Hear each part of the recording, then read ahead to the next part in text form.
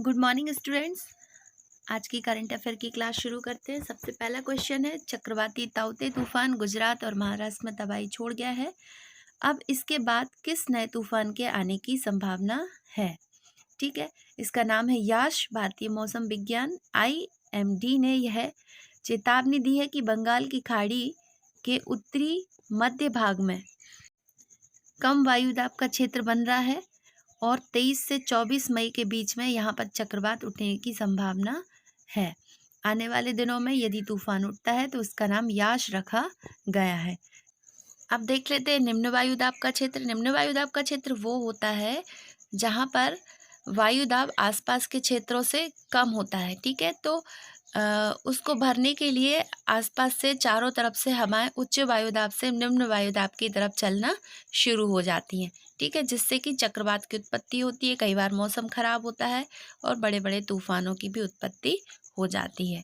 ठीक है, चलिए अब हम IMD के बारे में समझेंगे। IMD का फुल फॉर्म होता है इंडियन मेट्रोलॉजिकल डिपार्टमेंट, यानी कि भारत मौसम विज्ञान विभाग। भारत मौसम विज्ञान भारत सरकार की पृथ्वी विज्ञान मंत्रालय की एक शाखा होती है। ठीक है, यह मौसम विज्ञान संबंधी भविष्यवाणी करती है, जैसे मौसम का पूर्वानुमान, भूकंप आदि के बारे में पहले से ही जानकारी देने का कार्य इसका होता है। ठीक है, जैसे अभी हम देख रहे हैं कि अरब सागर और बंगाल की खाड़ी में जो तूफान उठ रहे हैं उनकी जानकारी IMD पहले से ही देता जा रहा है। IMD का मुख्यालय नई दिल्ली में है और इसकी स्थापना 1875 ईस्वी में की गई थी। IMD विश्व की मुख्य मौसम विज्ञान शाखाओं में से एक है और यह मुख्य रूप से हिंद महासागर, अरब सागर, बंगाल की खाड़ी और फारस की खाड़ी पर निगरानी रखता है। इन सभी क्षेत्रों में कोई भी हलचल होती है या चक्रवात या तूफान की संभावना होने पर यह जानकारी तुरंत पहुंचाता है। अब हम देख लेते हैं कि बहुत सारे तूफान आ रहे हैं और इन तूफानों का नाम किस बेस पे रखा जाता है उसके बारे में जानकारी ले लेते हैं। ये जो तूफान है जो बंगाल की खाड़ी में उठने वाला है उसका नाम यास रखा गया है और यह ओमान द्वारा रखा गया है।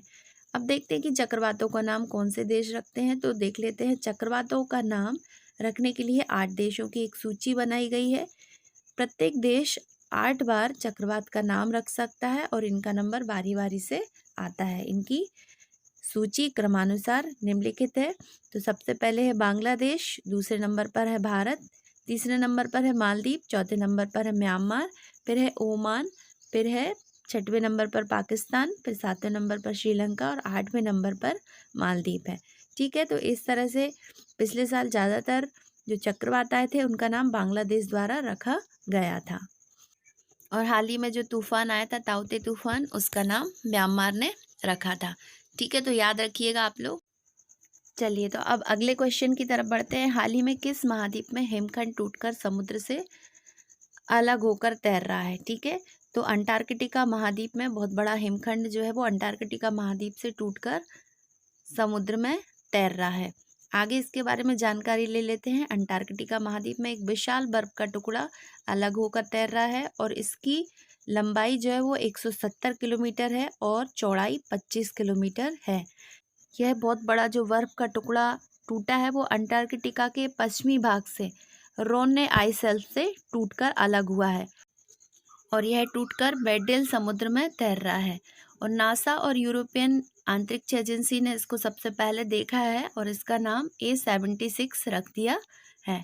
इसके टूटने से संभावना लगाई जा रही है कि जल स्तर 200 फुट तक बढ़ जाएगा। ठीक है, चलिए अभी आगे देख लेते हैं। हमने अभी थोड़े दिन पहले ही पढ़ा था कि चीन ने अपना रोवर झिरोंग को मंगल ग्रह पर भेजा है और ये सक्सेसफुली वहाँ पर पहुँच भी गया है। आगे क्वेश्चन है कि चीन के रोवर झिरोंग को ऊर्जा कैसे प्राप्त हो रही है? तो इसका आंसर है झिरोंग को सौर ऊर्जा से ऊर्जा मिल रही है। चीन के रोवर झिरोंग सौर ऊर्जा से चलता है। इसमें 6 पहिए लगे हैं। यह मंगल पर चट्टानों के सैंपल इकट्ठे कर रहा है, यानी कि फ़ोटो खींच कर वो यहाँ पर नीचे भेज रहा है। अब रोवर क्या होता है? रोवर एक ऐसा व्हीकल होता है, एक ऐसा वाहन होता है जो कि ग्रहों पर घूमने फिरने की क्षमता रखता है। जैसे धरती पर, सड़क पर हम देखेंगे कई सारे व्हीकल्स होते हैं, गाड़ी, कार, बसेस, और ट्रेन जो है वो लोहे की पटरियों पर चलती है, और एरोप्लेन हवा में उड़ता है। इसी तरह से रोवर जो है वो ग्रहों पर घूमने वाला एक व्हीकल होता है। चलिए आगे कुछ इम्पोर्टेंट पॉइंट्स देख लेते हैं। 24 सितंबर 2014 को मंगल पर पहुंचने के साथ भारत विश्व का ऐसा देश था जो अपने प्रथम प्रयास में सफल हुआ था, यानी कि भारत में पहली बार मंगल ग्रह पर अपने रोवर को भेजने की कोशिश की थी और वो पहली बार में ही सफल हो गया था। सोवियत, रूस, नासा, यूरोपियन एजेंसी के बाद भारत चौथा ऐसा देश है जो कि मंगल ग्रह पर पहुंचा। ठीक है, और वाइकिंग फर्स्ट जो है मंगल पर उतरने वाला पहला अंतरिक्ष यान था जो 20 अगस्त 1975 को पृथ्वी से लॉन्च किया गया था, और यह 19 जून 1976 को मंगल की कक्षा में पहुंच गया था। ठीक है, चलिए अब हम कल के जनरल नॉलेज के क्वेश्चन आंसर पर चर्चा करेंगे। पहला क्वेश्चन है मध्य प्रदेश सामान्य ज्ञान से, आधुनिक विकास केंद्र बारमोर मध्य प्रदेश के किस जिले में है? इसका आंसर है मुरैना। आधुनिक विकास केंद्र बारमोर मध्य प्रदेश के मुरैना जिले में स्थित है। अब तक 26 औद्योगिक विकास केंद्रों की स्थापना की जा चुकी है। अगला क्वेश्चन है निम्नलिखित में से कौन सा जलप्रपात नर्मदा नदी पर नहीं है? इसका सही आंसर है भालकुंड। भालकुंड जलप्रपात जो है वो नर्मदा नदी पर स्थित नहीं है। यह जलप्रपात बीना नदी पर स्थित है। यह बेतवा की एक सहायक नदी है। यह जलप्रपात मध्य प्रदेश के सागर जिले के सहतगढ़ में स्थित है। ठीक है, बाकी जो जलप्रपात हैं वो सब नर्मदा नदी पर ही स्थित हैं, जैसे कपिलधारा अमरकंटक में है, दुग्धधारा जलप्रपात भी अमरकंटक में ही है, और बेड़ाघाट जलप्रपात तो विश्व प्रसिद्ध है। यह धुआंधार जलप्रपात के नाम से भी जाना जाता है और यह जबलपुर में स्थित है। ठीक है, चलिए अगला क्वेश्चन है निम्नलिखित में से कौन सा राष्ट्रीय राजमार्ग मध्य प्रदेश से नहीं गुजरता? इसका सही आंसर है NH 8 राष्ट्रीय राजमार्ग मध्य प्रदेश से नहीं गुजरता। यह राजमार्ग दिल्ली को मुंबई से जोड़ता है और इसकी कुल लंबाई 2807 किलोमीटर है। इसके बाद हम देख लेते हैं बाकी राजमार्गों के बारे में। राष्ट्रीय राजमार्ग 3 NH 3 जो है यह अटारी पंजाब को लेह लद्दाख से जोड़ता है और इसकी कुल लंबाई 556 किलोमीटर है। और उसके बाद हम देखेंगे राष्ट्रीय राजमार्ग 12, यह पश्चिम बंगाल का आंतरिक राजमार्ग है जो दलखोला को बकहाली से जोड़ता है और उसकी कुल लंबाई जो है वो 612 किलोमीटर है। इसके बाद आगे है NH 7। NH 7 जो है वो फजिल्का पंजाब को माणा दर्रा उत्तराखंड से जोड़ता है और इसकी कुल लंबाई 845 किलोमीटर है। ठीक है, आगे चलते हैं। अगला क्वेश्चन है मध्य प्रदेश का कौन सा हवाई अड्डा क्रियाशील नहीं है? इनमें से जो सही आंसर है वो है पन्ना। पन्ना ऐसा हवाई अड्डा है जो अभी क्रियाशील नहीं है। इसका रखरखाव भारतीय विमानपत्तन प्राधिकरण करता है। यह हवाई अड्डा गैर परिचालन के रूप में सूचीबद्ध किया गया है। अब हम और के बारे में थोड़ी थोड़ी जानकारी ले लेते हैं। एक है खजुराहो हवाई अड्डा, यह छतरपुर जिला मध्य प्रदेश में स्थित है। नेक्स्ट है जबलपुर हवाई अड्डा, यह जबलपुर में ही स्थित है। और ग्वालियर हवाई अड्डा, यह हवाई अड्डा परिचालन में है। इसका नाम विजय राजे सिंधिया विमान क्षेत्र है और यहाँ पर भारतीय वायुसेना का बेस हवाई अड्डा भी स्थित है। चलिए अगला क्वेश्चन देख लेते हैं। मध्य प्रदेश में किस राज्य की सीमा नहीं मिलती है? इसका सही आंसर है झारखंड। मध्य प्रदेश राज्य की सीमा झारखंड से नहीं मिलती है। मध्य प्रदेश क्षेत्रफल के हिसाब से भारत का दूसरा सबसे बड़ा राज्य है और मध्य प्रदेश के उत्तर पूर्व में उत्तर प्रदेश, दक्षिण पूर्व में छत्तीसगढ़ और दक्षिण में महाराष्ट्र और पश्चिम में गुजरात है। ठीक है, और उत्तर पश्चिम में राजस्थान है। ठीक, और साथ में ही इमेज भी दी है भारत के नक्शे की। अगर आप इसको ध्यान से देखें तो झारखंड की सीमाएं बिल्कुल भी मध्य प्रदेश से टच नहीं हो रही हैं। ठीक है, चलिए अब हम सूचना प्रौद्योगिकी के क्वेश्चन आंसर्स पर चर्चा कर लेते हैं। निम्नलिखित में से कौन सा उपग्रह शैक्षणिक संस्थान उपग्रह है? इसका सही आंसर है कार्टोसैट 2B। आगे थोड़ा डिटेल में देख लेते हैं। सत्यभामा सेट उपग्रह को चेन्नई के सत्यभामा विश्वविद्यालय द्वारा विकसित किया गया है।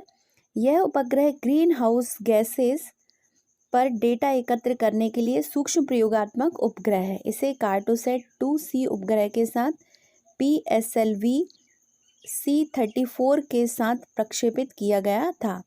कार्टोसैट 2B एक सूर्य तुल्यकालिक कक्षा में भारत द्वारा जोड़ा गया है और यह पृथ्वी का अवलोकन उपग्रह है। यह कार्टोसैट संस्करण का चौथा उपग्रह है। अब हम जान लेते हैं कल्पना फर्स्ट के बारे में। यह इसरो द्वारा लॉन्च एक मौसम संबंधी उपग्रह है और इसे मैटसेट के नाम से भी जाना जाता है। उसके बाद है इनसैट 2E। यह मौसम से संबंधित जानकारियां प्रदान करने वाला उपग्रह है। ठीक है, अगला क्वेश्चन देख लेते हैं। भारतीय अंतरिक्ष कार्यक्रम के जनक कौन थे? इसका सही आंसर है भारतीय अंतरिक्ष कार्यक्रम के जनक डॉक्टर विक्रम अम्बालाल साराभाई थे। ठीक है, विक्रम साराभाई एक भौतिक विज्ञानी और अंतरिक्ष विज्ञानी भी थे। उन्होंने भारत में अंतरिक्ष अनुसंधान और परमाणु कार्यक्रम को विकसित किया था। भारत सरकार द्वारा उन्हें 1966 में पद्म भूषण तथा 1972 में पद्म विभूषण से सम्मानित भी किया गया था। आगे देख लेते हैं। डॉक्टर सतीश धवन अंतरिक्ष मिसाइल के वैज्ञानिक थे। ये वर्ष 1972 से 1984 तक अंतरिक्ष अनुसंधान संगठन के अध्यक्ष भी रहे और भारत सरकार द्वारा वर्ष 1981 में विज्ञान में योगदान के लिए उन्हें पद्म विभूषण से सम्मानित भी किया गया था। आगे हैं डॉक्टर होमी जे भाभा, भारत के प्रमुख परमाणु ऊर्जा वैज्ञानिक थे। इन्होंने कुछ वैज्ञानिकों की सहायता से वर्ष 1944 में नाभिकीय ऊर्जा पर अनुसंधान कार्यक्रम भी प्रारंभ किया था। फिर हैं डॉक्टर कृष्णस्वामी कस्तूरीरंगन, यह प्रसिद्ध भारतीय अंतरिक्ष वैज्ञानिक एवं राज्यसभा सांसद हैं। ये 1994 से 2003 तक भारतीय अंतरिक्ष अनुसंधान संगठन के अध्यक्ष भी रहे हैं। ठीक है, अगला क्वेश्चन है निम्नलिखित में से कौन सी उच्च स्तरीय प्रोग्रामिंग कंप्यूटर भाषा है? आंसर है यह सभी। ठीक है, तो देख लेते हैं। कोबोल जो है कॉमन बिजनेस ओरिएंटेड लैंग्वेज का विकास ग्रेस हूपर ने 1959 में किया था और उसके बाद है पास्कल का विकास निकोलस वर्थ ने वर्ष 1970 में किया था। फिर है basic beginners all purpose symbolic instructions code, इसका विकास जॉनी जी कैमिनी ने और ई कोर्टिज ने 1964 में किया था। ठीक है, यह सभी लैंग्वेज जो है वो उच्च स्तरीय प्रोग्रामिंग कंप्यूटर भाषाएं हैं। अगला क्वेश्चन था बिंग एक वेब सर्च इंजन है जिसका स्वामित्व और संचालन निम्नलिखित में से किसके द्वारा किया जाता है? तो इसका सही आंसर है माइक्रोसॉफ्ट। ठीक है, बिंग एक सर्च इंजन है जिसका स्वामित्व और संचालन माइक्रोसॉफ्ट द्वारा वर्ष 2009 से किया जा रहा है। यह यूजर की सर्च क्वेरी के आधार पर सटीक परिणाम देता है। बिंग की सबसे बड़ी विशेषता यह है कि बिंग अपने होम पेज बैकग्राउंड पर एक इमेज या वीडियो को दिखाता है जो प्रतिदिन बदलती रहती है। ठीक है, चलिए तो अब अगले क्वेश्चन की तरफ बढ़ते हैं। जीएसपी का अर्थ क्या है? तो जीएसपी का पूरा नाम है जावा सर्वर पैसेज। यह एक सर्वर साइड प्रोग्रामिंग लैंग्वेज है जिसका प्रयोग डायनेमिक वेब पेज या एप्लीकेशन बनाने के लिए किया जाता है। ठीक है, जीएसपी जावा HTML और XML का संयुक्त रूप होता है। ठीक है, चलिए अब होमवर्क की बारी आती है। कल आपको ये आंसर सभी प्रिपेयर करके कमेंट्स बॉक्स में भेजना है। बहुत कम बच्चे भेज रहे हैं आंसर, तो मेहनत कीजिएगा तभी आप लोग आगे बढ़ पाएंगे। ठीक है, तो रोज़ पढ़िए और रोज़ आंसर सर्च करके देख के भेजिएगा। पहला क्वेश्चन है देश का सबसे बड़ा संग्रहालय इंदिरा गांधी मानव संग्रहालय कहाँ स्थित है? भोपाल, नई दिल्ली, मुंबई या फिर अहमदाबाद। दूसरा क्वेश्चन है निम्नलिखित में से कौन मध्य प्रदेश का राज्यपाल नहीं बना है अभी तक? बलराम जाखड़ जी, श्री रामेश्वर ठाकुर जी, डॉक्टर भाई महावीर जी या फिर न्यायमूर्ति अंशुमान सिंह जी। ठीक है, चलिए अगला क्वेश्चन है मध्य प्रदेश वित्त निगम का मुख्यालय कहाँ स्थित है? इंदौर, भोपाल, जबलपुर या फिर उज्जैन। नेक्स्ट क्वेश्चन है अनुसूचित जाति और अनुसूचित जनजाति अत्याचार निवारण अधिनियम 1989 कब प्रबद्ध हुआ था? 1 जनवरी 1990, 30 जनवरी 1990, 11 सितंबर 1989, 12 सितंबर 1989। चलिए अगला क्वेश्चन देख लेते हैं। यदि कोई व्यक्ति अस्पृश्यता के आधार पर किसी व्यक्ति को किसी अस्पताल, औषधालय या शिक्षा संस्थान में प्रवेश करने से इनकार करता है, तब वह सिविल अधिकार संरक्षण अधिनियम 1955 की किस धारा के अंतर्गत दंडनीय है? धारा 4, धारा 5, धारा 6 और धारा 7। चलिए आज हम भारतीय संविधान के क्वेश्चंस के बारे में चर्चा करेंगे। संविधान के कौन से भाग में पंचायती राज से संबंधित प्रावधान सम्मिलित किए गए हैं? भाग 6, भाग 7, भाग 8 और भाग 9। ठीक है। पंचायती राज विषय संविधान की किस सूची के अंतर्गत आता है? संघ सूची, राज्य सूची, समवर्ती सूची या इनमें से कोई नहीं। ठीक है। अगला क्वेश्चन देखते हैं। भारत की पहली महिला मुख्य निर्वाचन आयुक्त कौन थी? R.M. निगम, S.K. बेदी, B.S. रामा देवी या फिर G.D. दास। नेक्स्ट क्वेश्चन है। ब्रिटिश सरकार में सांप्रदायिक प्रतिनिधित्व की व्यवस्था निम्नलिखित में से किस अधिनियम द्वारा की गई थी? भारतीय काउंसिलिंग अधिनियम 1812, मिंटो मार्लो सुधार अधिनियम 1909, मॉन्टेस्क्यू चेम्सफोर्ड सुधार 1999, भारत सरकार अधिनियम 1935। चलिए अगला क्वेश्चन है। निम्नलिखित में से किस संवैधानिक संशोधन अधिनियम में मौलिक अधिकारों की सूची से संपत्ति के अधिकार को हटाया गया था? 37th संवैधानिक संशोधन अधिनियम 1975, 38th संवैधानिक संशोधन अधिनियम 1975, 44 संवैधानिक संशोधन अधिनियम 1978, 42 संविधान संशोधन अधिनियम 1976। तो ठीक है, ये आपका होमवर्क है और आपको इसे कमेंट्स बॉक्स में मुझे आंसर इसके सेंड करना है। जिस बच्चों को नहीं आएगा तो हम कल चर्चा करेंगे।